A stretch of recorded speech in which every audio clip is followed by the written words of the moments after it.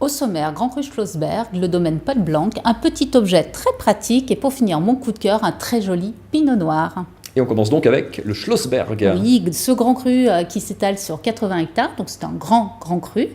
Il est sur la commune de Kingsheim. C'est un vignoble de coteaux aménagé en terrasse, terroir granitique, mais il a aussi une particularité, c'est d'avoir une très belle richesse minérale. Phosphore, fluor, magnésium, potassium, et ça va apporter de la finesse et une richesse aromatique au vin du Schlossberg. Et vous avez toujours une petite anecdote sur ce domaine. Oui, alors l'anecdote, c'est que le vigneron de Kingsheim, Paul Blanc, qui siégeait à Lienau, a lutté sans cesse pour faire des grands crus d'Alsace. Donc les vignerons bourguignons ont accepté à la seule condition que le pinot noir soit retiré des cépages des grands crus d'Alsace. Et le Schlossberg, puisqu'on parlait du Schlossberg, a été le premier grand cru classé en Alsace en 1975. Alors vous allez me dire pourquoi le Schlossberg ? Tout simplement, c'est que les vignerons de Kingsheim, dès 1928, donc ça date pas d'hier, avaient déjà érigé une charte commune où tous les vignerons adhéraient, une charte de qualité très rigoureuse. Donc ça paraissait très logique que le Schlossberg soit le premier classé en grand cru en 1975. Autre particularité de ce grand cru ? Deux en fait. La première particularité, c'est quand il a été classé en 1975, la surface était supérieure à 80 hectares. Et en fait, ils ont enlevé de la délimitation géographique du grand cru le bas de coteau. Donc il est plus petit qu'à l'origine. Déjà, c'est une première particularité. La deuxième particularité, c'est qu'il n'est pas d'un seul tenant. Il y a des zones du coteau qui ne sont pas classées en Schlossberg. Habituellement, c'est une seule zone. Autre particularité, c'est ce... Alors, c'est pas une particularité, mais c'est plutôt les vins. Alors, les vins du Schlossberg, ils sont réputés pour leur minéralité, leur finesse, leur élégance. Évidemment, le maître des lieux, c'est le Riesling. Il est vraiment en osmose avec ce terroir complètement exceptionnel. On trouve aussi, par contre, certains Pinot Gris et Gewürztraminer. Un peu atypique côté Gewürztraminer, c'est des Gewürztraminer tout en élégance, en légèreté et même avec des petites notes de paprika. Il a fallu sélectionner un domaine parmi tous ces trésors. Alors le domaine, c'est le domaine Paul Blanc. On a rencontré Philippe Blanc, un vigneron passionné, très sympathique. On regarde. J'avais 6 ans. On était avec ma grand-mère dans les vignes à l'Angélus le matin, avec ce soleil qui se lève. C'était une mémoire extraordinaire. J'ai encore une photo, je me vois béat. Voilà, un gamin heureux.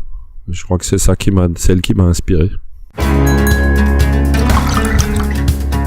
On est sur des saules granitiques. C'est le premier grand cru classé en Alsace. Et on a aussi des terrasses qui sont magnifiques, que vous voyez là, qui sont un peu partout. Il fait partie d'un patrimoine intemporel. On va dire que c'est une union heureuse entre le Riesling et le granit. C'est pas le cépage en lui-même, mais c'est la vibration du Riesling avec cette vibration granitique qui fonctionne bien ensemble.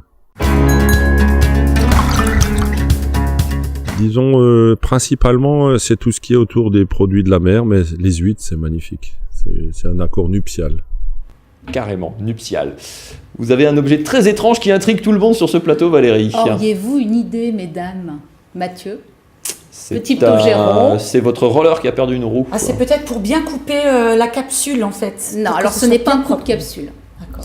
Alors en fait, c'est tout simplement pour ouvrir les bouteilles de champagne et de crément. Parce que Coco, je sais qu'elle est amatrice de crément. Oui, tout à fait. Donc en fait, vous ouvrez votre bouteille de champagne ou de crément, peu importe, jusqu'au bouchon. Donc vous enlevez la plaque à museler et le muselet. Donc vous mettez le bouchon à nu. Le bouchon à nu, ils sont standards, c'est le même diamètre. Ils ont toujours 4 fentes.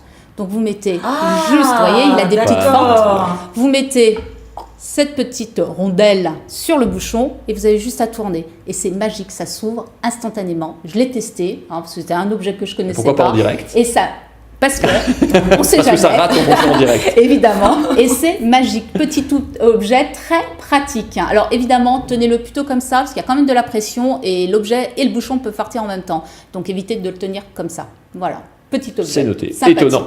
Jamais vu. Je suis scotché. Votre coup de cœur de la semaine, Valérie, sur lequel lorgne notre invité depuis tout à l'heure. Exactement. Alors, mon coup de cœur de la semaine, cette fois-ci, on reste en Alsace, mais pas pour un vin blanc, pour un vin rouge. Il s'agit d'un vin rouge, c'est un pinot noir, en rouge d'Autrotte, en AOP rouge d'Autrotte. La maison, c'est Vonville. La cuvée, c'est Stéphane. Ensuite, on est sur un millésime 2016. Il va présenter une robe rubis étincelante. Le nez est très expressif et très concentré sur des notes de fruits noirs, d'épices, sur des notes de cacao, de fleurs comme la rose et la pivoine. En bouche, il tient toutes ses promesses. Il peut revendiquer sa place parmi les très belles cuvées, notamment de Bourgogne, parce que nous sommes également sur un pinot noir. En bouche, c'est concentré, c'est complexe, c'est élégant, c'est fin. La trame tannique est très élégante, une très belle longueur en bouche. Vraiment un vin de ceux qui vous transportent, on ne sait même pas l'origine, tellement qu'il est bien. C'est un très joli vin rouge, un très joli pinot noir, Maison Vonville. C'est bien noté. Merci beaucoup Ça donne envie, Valérie. en tout cas. Elle le vend bien, hein, Ouais. dis donc, à consommer évidemment comme toujours avec modération. Modération. Merci beaucoup Valérie. On vous retrouve jeudi prochain. Jeudi prochain. Évidemment, et toutes les infos sur le site apicurien.fr.